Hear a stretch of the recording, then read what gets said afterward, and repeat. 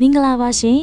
်ကျမတို့ရဲ့ channel ကနေအခုလိုစိတ်ဝင်စားစရာပုံပြင်လေးတွေအမြဲတင်ဆက်ပေးနေတာမို့ဒီဗီဒီယိုလေးကို like ပေးခဲ့ဖို့မမေ့ပါဘူးနော်နောက်ထပ်တင်ဆက်မယ့်ဗီဒီယိုတွေကိုလည်းကြည့်ရှုနိုင်ဖို့ subscribe လုပ်ပြီးဘေးနားကခေါင်းလောင်းလေးကိုနှိပ်ထားပေးပါဦးနော်တခါတော့ကအင်းဝနေပြီးတော့ကြီးမဟာပညာရှိအမတ်ကြီးဦးပောင်ဦးဆိုတာရှိခဲ့ဘူးပါတယ်ဦးပောင်ဦးဟာအလွန်ညံကောင်းပြီးဘရင်ကြီးမေးသမျှပဟေလီတွေကိုအမြဲတမ်းအပြေမှန်ရောက်အောင်ဖြေနိုင်သူတဦးဖြစ်ပါတယ်။ဒီနေ့မှာတော့ဘရင်မင်းမြတ်ဟာနန်းတော်ထဲမှာရှိတဲ့အမတ်တွေအားလုံးကိုစမ်းသပ်ဖို့အတွက်ထူးဆန်းတဲ့မေးခွန်းတစ်ခုကိုမေးလိုက်ပါတယ်။အမတ်တို့ဒီကမ္ဘာပေါ်မှာအစားအသောက်တွေထဲကဘယ်အရာကအရသာအရှိဆုံးလဲလို့မေးခွန်းထုတ်ခဲ့တာပါ။အမတ်တွေအားလုံးဟာစဉ်းစားရခက်သွားကြပြီးတယောက်တစ်မျိုးပြိုင်တူရှုံတင်ကြပါတော့တယ်။တချို့ကလည်းနန်းတွင်းထဲကအကောင်ဆုံးစားတောက်ဖွယ်ရနေဖြစ်တဲ့ဘဲပေါင်းကြက်ပေါင်းနဲ့အမဲသားဟင်းတွေကအရသာအရှိဆုံးလို့ပြောကြပြီးတချို့ကတော့ချိုမီလာတဲ့ပြားရည်နဲ့နန်းတွင်းမှုတွေကအရသာအရှိဆုံးလို့ရှောက်တင်ကြပါတယ်။ဒါပေမဲ့အမတ်ကြီးဦးပောင်ဦးကတော့ငိမ့်သက်စွာနဲ့ပြုံးနေခဲ့ပါတယ်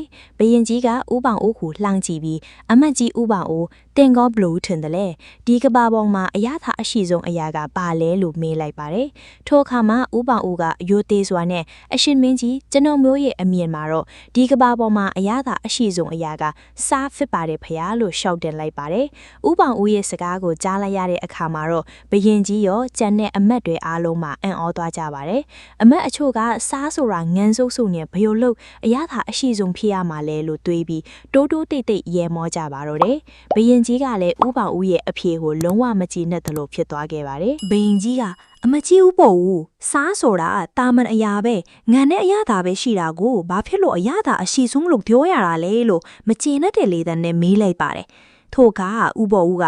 ရှင်မင်းကြီးဒီအဖြေကိုလက်တွေ့သိရှိစေဖို့ကျွန်တော်မျိုးကိုအချိန်3ရက်ပေးသနာတော်မူပါလို့ရှောက်တင်ခဲ့ပါတယ်ဘရင်ကြီးလည်းသဘောတူပြီးခွင့်ပြုလိုက်ပါတယ်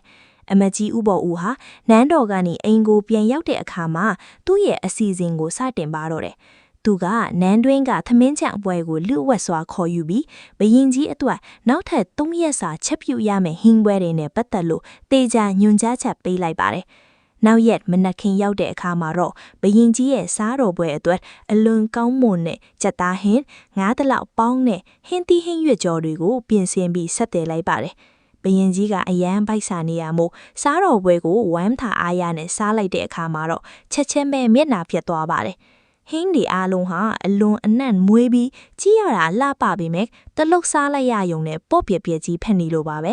ဘရင်ကြီးကဟဲ့ဒါဘာဟင်းဒီလဲဘာအရသာမှမရှိပါလားလို့စိတ်တိုနဲ့အိုဟစ်ပြီးစားတော်ပွဲကိုတွန်းဖယ်လိုက်ပါတယ်အမှန်တော့အမကြီးဦးပေါ်ဦးရဲ့ညွန့်ကြားချက်အရာအဲ့ဒီဟင်းဒီထဲမှာစားတပွင့်မှမထည့်ပဲချက်ထားခဲ့တာဖြစ်ပါတယ်ဒုတိယနေ့နဲ့တတိယနေ့တွေမှာလည်းစားမပါတဲ့စားတော်ပွဲတွေကိုပဲဆက်တက်ခဲ့တာကြောင့်ဘရင်ကြီးဟာ3ရက်တိုင်တိုင်အစာကောင်းကောင်းမစားရပဲအလွန်ပိုက်စားပြီးနှုံးခွေနေခဲ့ပါတယ်စတုထမြောင်းမင်းရောက်တဲ့အခါမှာတော့အမတ်ကြီးဦးပေါ်ဦးဟာနန်းတော်ကိုရောက်လာပြီးဘရင်ကြီးကိုဖူးမြော်ပါတယ်ဘရင်ကြီးကအမတ်ကြီး9ရက်လောက်ရှိပြီငါမှဘာအရသာမှမရှိတဲ့ဟင်းဒီကိုစားနေရလို့တေလူမတက်ပိုက်စာနေပြီလို့ညီးသွားပါတော့တယ်။အဲ့ဒီအချိန်မှာဥပေါ်ဦးကအသင့်ပြင်လာတဲ့ဟင်းပွဲတွေကိုချပြလိုက်ပါတယ်။အဲ့ဒီဟင်းတွေကတော့တခြားနည်းကလိုပဲကြက်သားဟင်းငယ်ဟင်းသီးဟင်းရွက်ကြော်တွေပါပဲ။ဒါပေမဲ့ဒီတစ်ခါမှာတော့စားကိုအချိုးကျကျထည့်ချက်ထားတာဖြစ်ပါတယ်။ဘိုက်စာလာတဲ့ဘီရင်ကြီးကဟင်းကိုမီးစမ်းကြည့်လိုက်တဲ့အခါမှာတော့အိုးအလွန်ရတာရှိလာကြည်လားဒါမှတကယ်အစားစာပဲလို့ဝမ်းသာအားရချီးမွမ်းပြီးမင်းဟီးစွာစားသုံးပါတော့တယ်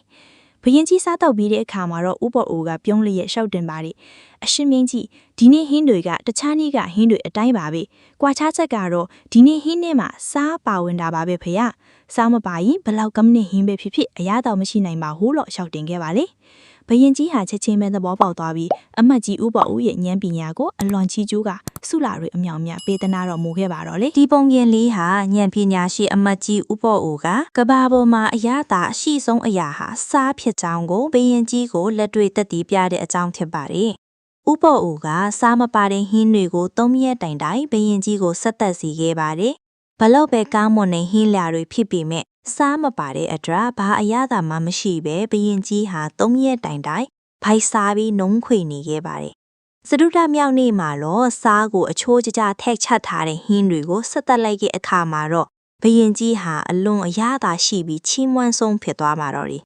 ဒီတော့မှဥပေါ်ဦးကစားမပါရင်ဘလောက်ကောင်းတဲ့ဟင်းပဲဖြစ်ဖြစ်အရသာမရှိနိုင်ပါဘူးလို့ရှောက်တင်ခဲ့ပါတယ် ဘယင်ကြီးဟာချက်ချင်းပဲသဘောပေါက်သွားပြီးဥပေါ်ဥယျာဉ်ဉာဏ်ပညာကိုအလွန်ချီးကျူးကဆူလာတွေအမြောက်အများပေးသနာတော်မူရဲ့ပါတော့တယ်